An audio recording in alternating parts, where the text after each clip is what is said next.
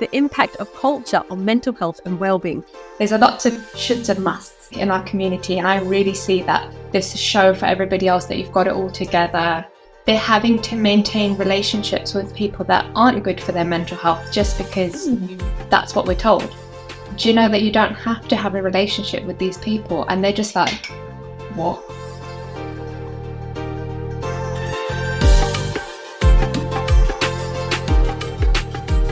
Hi, welcome to Changing Suits. My name's Bal. And my name's Taj. On this week's episode, we've got Dr. Ranjot Bhogal. And as always, I'm using my little post-it notes because I can't ever remember. I mean, your name's written on the back of your wall, so you'd think I could do it without the post-it notes. Ranjot is a counselling psychologist.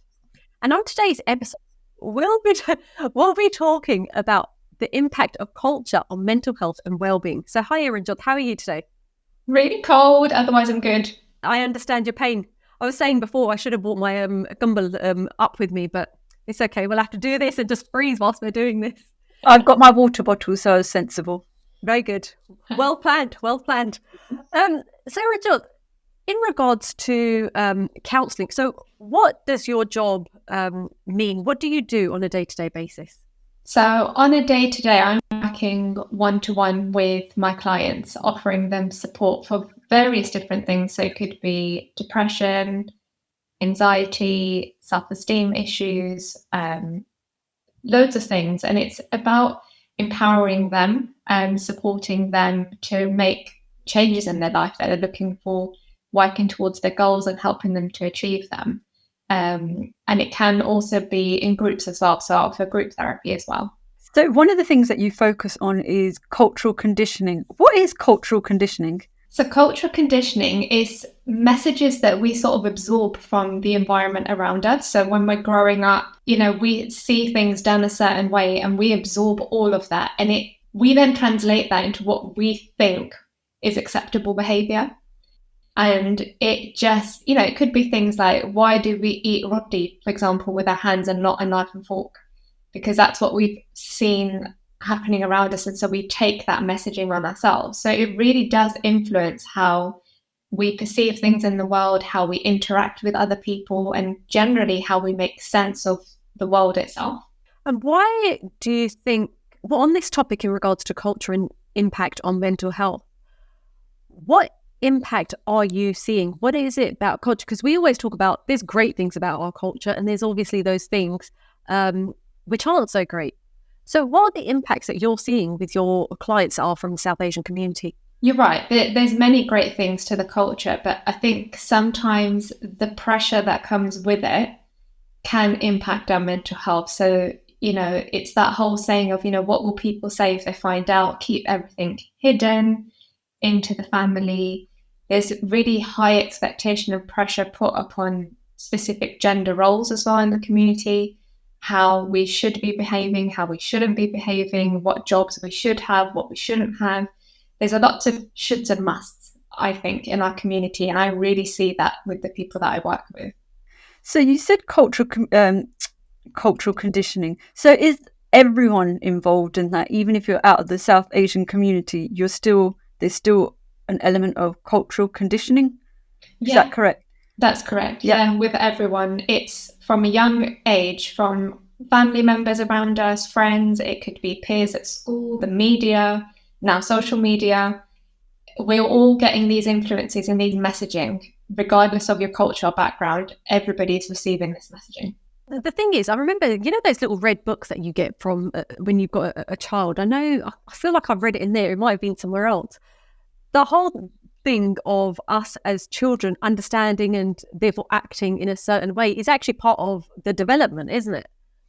But when you come and start looking at culture and things that perhaps are not quite how they should be, or you shouldn't be doing certain things like the gender inequalities, I'm going to say in certain parts, we don't realise that we shouldn't actually be thinking like this, which is really strange. It's only when someone raises awareness and says, "Oh, actually, that's a bit strange that you're thinking that," and then you sort of look back.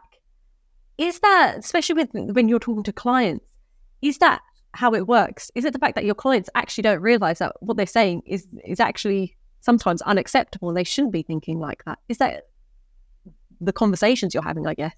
Sometimes they aren't aware of it at all, and then they're coming into my space, and I will just challenge them gently as to, where's this thinking coming from? Is that how other people think?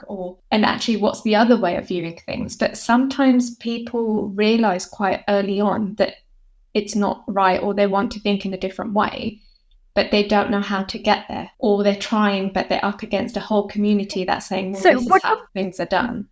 So what is the measurement? Because we say that's not the right way, but are we measuring against the Western way, which is the right way, and the Eastern way is not the right way? So is that what we're saying, or is that completely not right, what I'm saying? Or is Tad just totally putting words in your mouth by saying that, is the other question. I don't think there is a measurement. I think it comes down to each individual. So because I can't say to somebody that's right or wrong. If they're coming to me and they're saying they're not happy with a certain aspect, then let's change it. If someone's coming in and they're saying, I'm quite happy for this part of my culture, I'm not going to pass judgment and say, well, that's wrong. No, you shouldn't. You should change that. It's up to each individual. Can I ask you something on that point? As a professional, I know what your answer is going to be, but sometimes do you think, well, actually, that person's completely wrong? And you start modeling, I know you're going to say no to this, but I'd be sitting there thinking, yeah, you shouldn't be thinking like that. And just, no, that's wrong. Do you ever think that in your head? Just out of interest. I know that's Yes. You do? I do. Oh my God. Okay, that's perfect. Okay, now this is... I've got to be honest, yeah. But then professionally, you wouldn't obviously put that across. I've got to be honest. So, Ranjot, do you sometimes feel like giving your opinion? I do. It really depends on, I think, the relationship with the person and how many sessions we had. I wouldn't go in straight away. Like, if I've only had a few sessions with them, I have to build up that rapport. And I have been known to challenge clients quite a bit, but not because it's from a judgmental point, but just for them to recognize, actually, maybe there's a different way of viewing this. Not that there's a right or wrong, but actually there's other ways of viewing situations. And how do you find it? I mean, a lot of the people that we've spoken to on the podcast are very much about raising awareness about whatever the issue is that we discuss. And our listeners may not be at that stage, but a lot of them have actually said that they do go and talk to a counsellor, they do talk to someone else, and it's exactly what you've just said. They see it from a different point of view. Does the South Asian community actually understand why it's so important to approach a counsellor and have those conversations? Or are we still, are you still battling against things that our older generation might have thought just we shouldn't be doing? Going to talk to a counsellor? There's definitely been a shift, I would say, in the community in general. I do feel that from when I was growing up to now, people are more open to talking about mental health and some of the struggles that they're experiencing. But I still think we've got a long way to go. That's really apparent when I'm talking to the older generation, particularly, and people say, "Oh no, I don't need to talk to you. I don't need your support. I'm okay. We just get on and we do things." It's still that mentality of just carry on and just carry on. So this nicely leads up to the question that I wanted to ask. Why in the South Asian community do we wait till almost breaking point before we go ask for support, rather than whereas other people may do it, they have the counselling and it's an ongoing thing? It's almost like prevention rather than when you're broken, basically.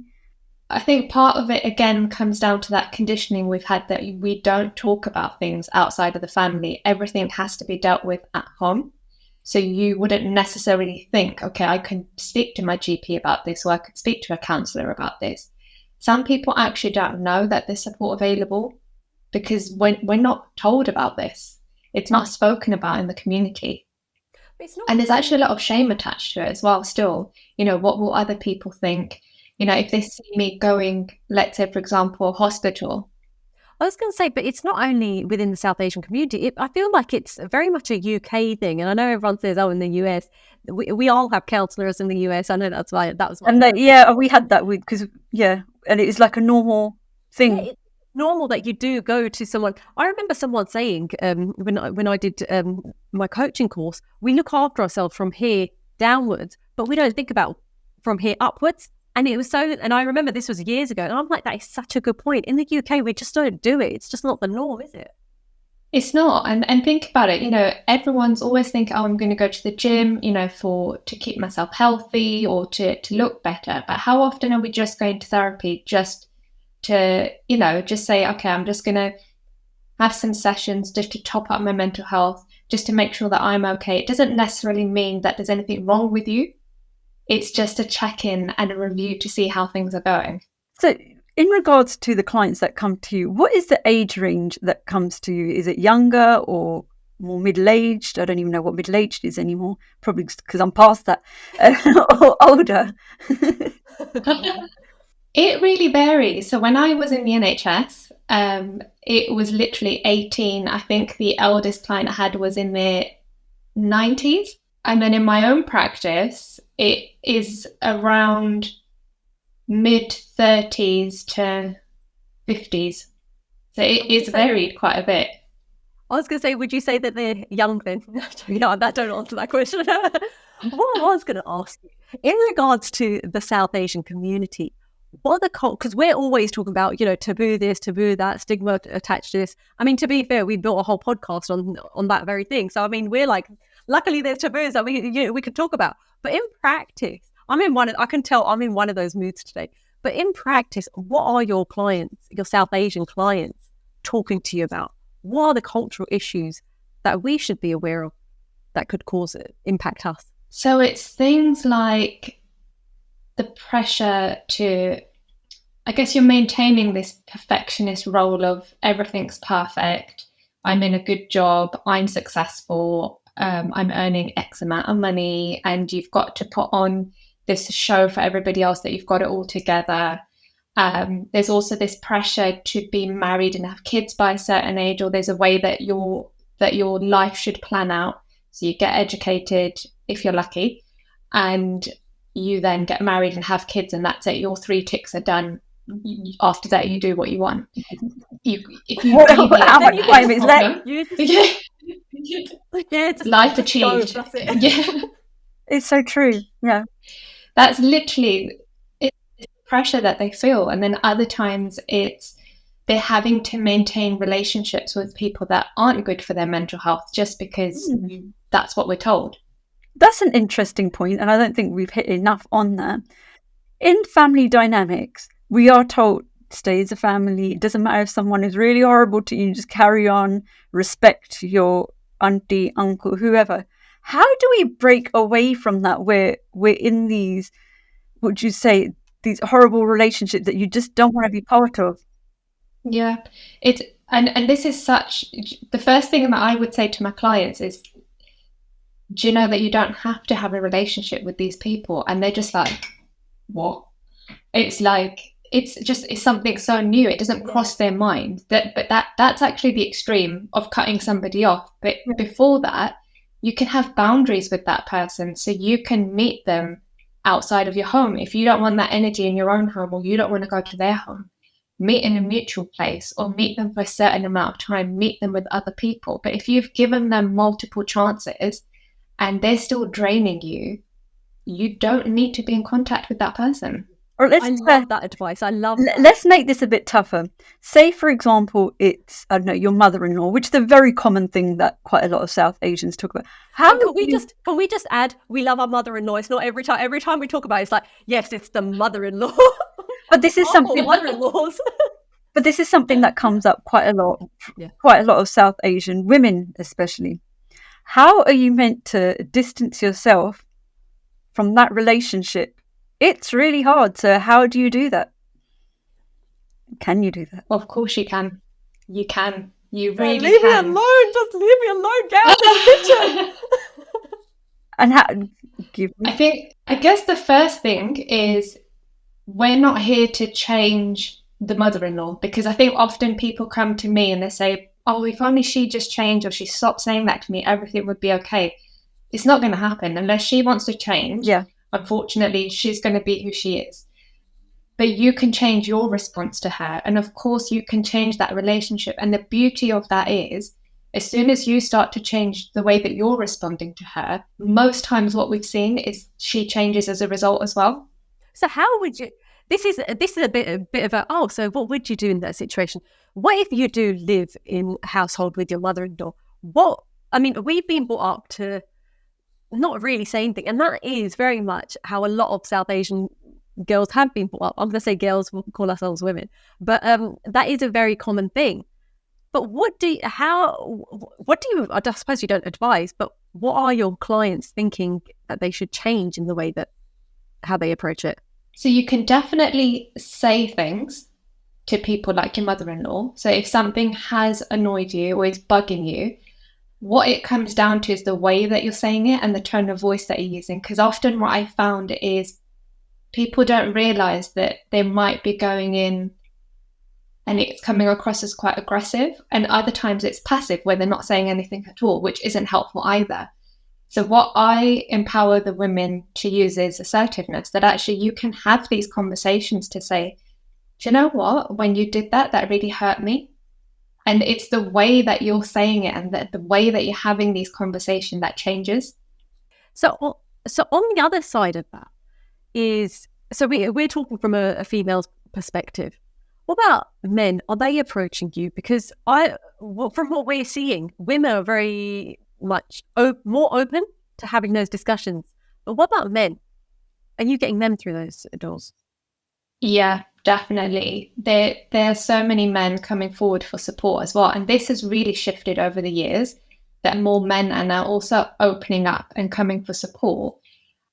I actually find when I'm doing in-person events, men are more forthcoming to discuss it in open around other people, whereas women are still can sometimes feel a bit, oh, let's not say it. Maybe it's the places that I'm at that they don't want to say it in front of others, but even the older generation, actually, a lot of men are very open to discussing their mental health and how they're going for walks to support themselves. Is really refreshing. That's different to hear, to be honest. But we say it's different, but again, we've had the taboo talk this month on men's mental health, and we were surprised. I know this sounds silly, but that men were coming onto that call and having those discussions. And also the episodes where we've spoken about men's mental health, they've been some of the most listened to podcasts that we've had. So I think it's a change now, which is really nice to see that.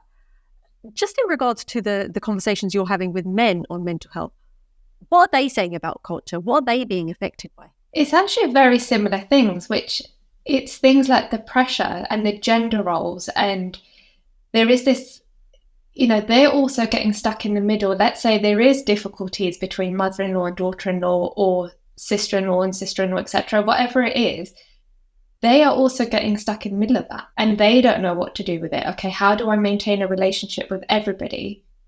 Or they feel stuck in the middle of that. Or it could be things at work that are happening. And what kind of advice would you give, or perspectives are you opening their eyes up to for those people? Because I think that's a really interesting thing that you've said there as well. And we're well aware that men are stuck in the middle, but us as females are like, well, it's about me because this fight's about me. But what are you advising for those people? So I very much ask them about their response at the moment. So how are you responding to that situation? Are you ignoring it, or just saying, and actually there's been one situation recently where one husband had said they don't want their wife to communicate with the mother-in-law directly. Any disagreements needs to go through him, so he could almost referee the situation. But what we realized together, it was making it worse. But I can see how he thought that, though. By refereeing it, it meant that he could filter out all the swear words from both sides, and then relay the really nice parts to the other party. That sounds like such a difficult relationship, and so time consuming. So they'd never have a conversation. He'd always need to be the referee. How could you live like that?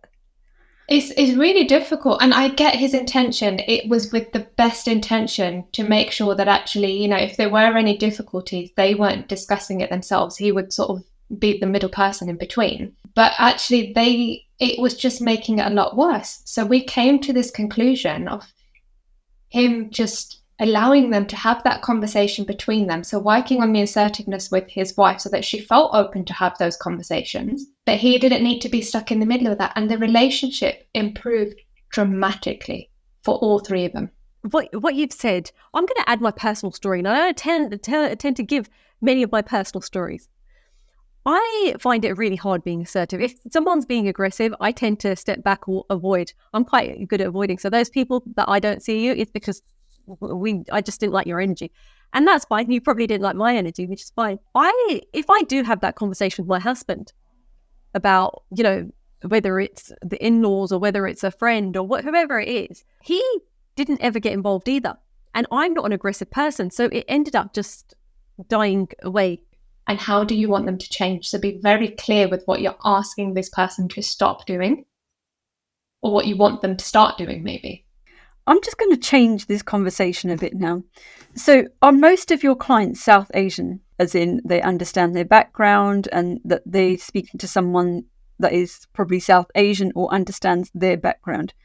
Do you think that it makes a difference, or do you think it's okay, you can talk to anyone and they'll get it and they'll give you the advice that you need? I think it depends on the individual. And the reason I say that is I've been on the receiving end of that. So when I was training, I had an Asian therapist and things were going great until I felt the judgment coming through. And the judgment was, oh, well, your husband's not in your field. And so will he understand? When you take him to dinner parties, for example, with other psychologists, he might not have that understanding. I was really offended by that. And I thought, gosh, that's really judgmental. And I thought, right, okay, that's not healthy for me to continue this relationship. And so then I had a non-Asian therapist. And as much as that was great, I felt like I was having to explain so much about the culture and the community and why I couldn't just do certain things that they were suggesting that I do. So I think it really depends on the therapist themselves as well. Because it's great to have somebody from the same culture, but it's not always healthy either. But that just sounds like a very desi way of thinking, that particular person that you spoke to. So that may have been a one-off. Because I've been in the situation of where the person's not South Asian, and I've, like you, had to explain the whole backstory, and you're like, forget it, I haven't got time now to deal with the issue, because I had to explain all the backstory. For example, say if it was someone from out of the South Asian community and they knew, they were told about the backstories generally, do you think that would help? Or do you think it has to be someone from the South Asian community that has direct experience and lived experience of the South Asian community? So that ideally, what we would like is that it's not only somebody from your own culture that you're working with, because I've been in situations before where I've worked with non-Asian clients and I can research on their background, they can inform me about things. And ideally, that's how we're going to be able to offer culturally sensitive therapy and support to these clients, is by learning from each other. And I think, there's not always going to be a South Asian therapist available if you keep waiting for one. Ideally, yes, it works great. But if you haven't got that time to wait, let's say, for example, you're on an NHS waiting list, and we've had this before where clients have come in and they said, we want to work with a therapist from a certain religion, you'll be waiting months or years for one person to come along. But actually, maybe just try it out and see how you get on. But then on that point, so a lot of this is a tough one, and it is about that whole, if you had enough people in that pool, then it won't be a problem, but we don't have that. But that's a whole systemic problem, isn't it? I mean, I think we're all on the same way thought of, actually, if they were from the South Asian community, it would be easier. But where your clients, for example, were from the non-South Asian community, if they were from, white, British born, you'd probably understand them a lot better anyway, because you've been brought up here, surely. Is that correct in thinking that, Ranjot? Like, we're from the West, so Surely. Yeah, because we watch soaps that are from like the Western, so you understand that, you understand the way of living. So you wouldn't have to do so much research if it was flipped way around. Yeah, that's true. I agree with what you're saying, because what I personally have as well, grown up in probably more Western community, because I would say actually growing up, I was sort of saying, I don't want to associate with the Eastern side. I just want to be more Western. But again, now it's, yes, I've got that understanding. And maybe that's the beauty of me being a therapist, because I can see it from both perspectives. But I think for me, what I really feel is that, let's say Western therapists or white British therapists, etc., they do need to know about our culture, because they will be working with people from our culture, and there aren't enough South Asian therapists out there to, the waiting list would be massive. And so people do need to know about our culture. They do need to be educated on, depression symptoms look different in our community. The symptoms look different. The treatment is different. I think everybody needs to be able to offer that. What we found as an organisation is how backwards the whole system still is. I mean, we're in 2023. We've grown up here. Our generation has been here 50, 60, 70 years. Well, 60, we'll go up just to 60. But services are still playing catch up. We're still having conversations on, it's a language barrier. But it's so much more than a language barrier. If you think language is the biggest barrier, then don't even get us started on the cultural barriers. So it's just amazing how systemically we're so, especially with the NHS. I mean, we love the NHS in certain parts, but how do we go forward? Because as counsellors, firstly, we've got within the South Asian community, we're still fighting to make people understand how important their mental health is.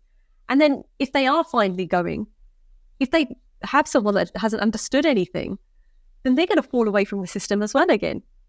It's a really tough battle, isn't it? It's really tough. And this battle, you're right, it's been going on for years. And all of us are fighting so much, for there to be culturally sensitive treatment options, thinking about, how can we get more of the South Asian community in to the doors.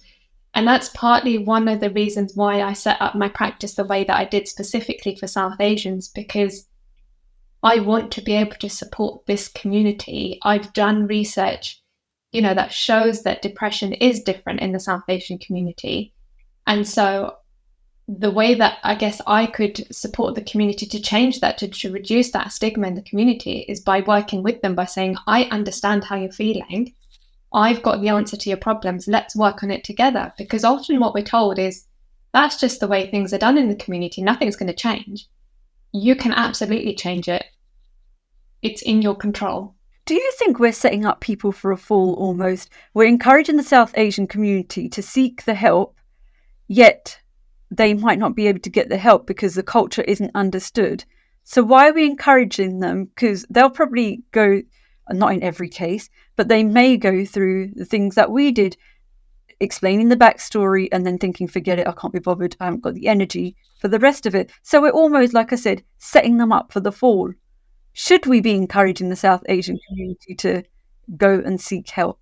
I would still encourage people in the South Asian community to seek help. But if you have that experience of, actually, my therapist doesn't understand me, or I feel that I haven't clicked with them, I would encourage everyone to ask for a change of therapist. If you're in the NHS, you can ask to change to a different therapist. Don't feel that you've got to stay with the same person and it's not working. But also, if you're seeing somebody privately, most of them offer free sessions, for etc., to start with, to make sure that you do understand each other. So maybe just check in, actually, this is what I'm looking for. Can you offer me this? The other thing I want to ask is, I've recently, yesterday, that's how recent it was, spoken to someone who is going through a very hard time for whatever the reason is. And their workplace is offering therapy. And that's the amazing thing. A lot of workplaces are now doing that. That person was still not going to that therapist for whatever reason. I did ask her, I was like, what, best case scenario is it works and you're getting on and you're getting through this situation. But what's stopping you from going in? And the answer, I think she was a bit shocked in me asking that question, because she was very emotional at that point. But you know me, I'm always like a sledgehammer sometimes. But she didn't know how to answer that. She didn't actually have a reason. So how would you advise me to have said to her, go and see that therapist? It may or may not work, but there's no reason for you not to go and see a therapist. If that was me, what I would say is actually, what's the worst that could happen? Let's say you went and you found that actually the sessions weren't helpful, or, you know, that the person, you didn't click with that person. You're not any worse off than you were before. So maybe just give it a try, because best case scenario, you do get something out of those sessions. You start to feel better in yourself. You're achieving your goals. But are you going to be any worse off if you don't enjoy it, or you're not getting what you wanted out of it? No.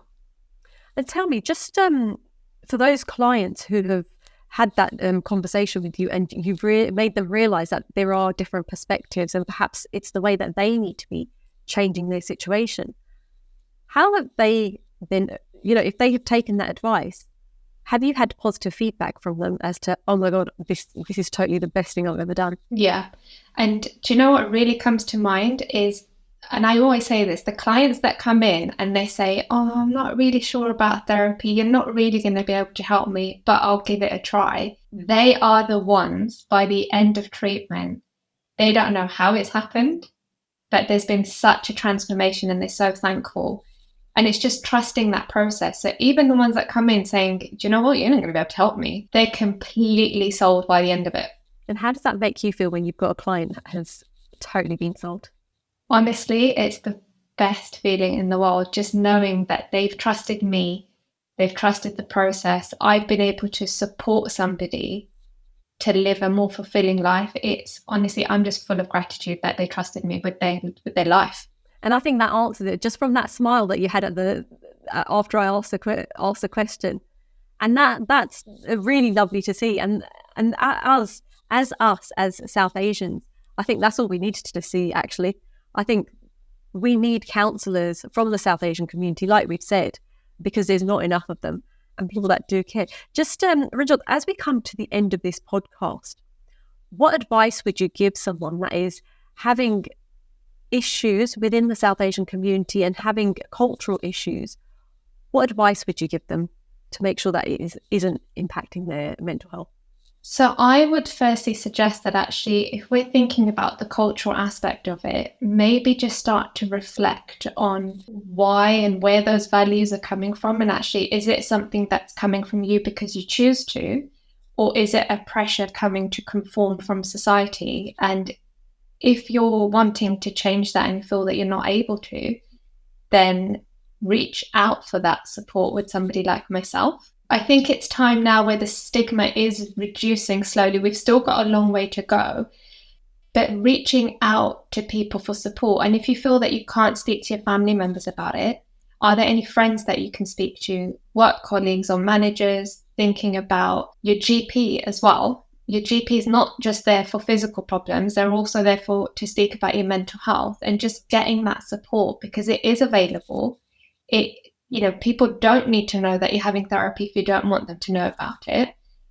Your therapist isn't there to judge you, they're there to support you through that process. And I would always say there's always support available. The first step has to come from you by reaching out for that support. Take the first step. Thank you so much for your time today, Ranjot. And by the way, just so that listeners know, we've had some serious internet problems on this podcast, but thank you for seeing it through and letting us, enlightening us, because culture is obviously what we talk about on this podcast. But I think until we talk more openly, whether it's to people that we love or going to a therapist and really understanding what that means, we really do need to have these conversations, because it is having a really detrimental effect on every individual and the whole generation within the South Asian community. So thank you for your time today, Ranjot. Thank you so much for having me. That's goodbye from me. And that's goodbye from me. Follow us on Instagram and Facebook, changing_suits, and subscribe so you never miss an episode.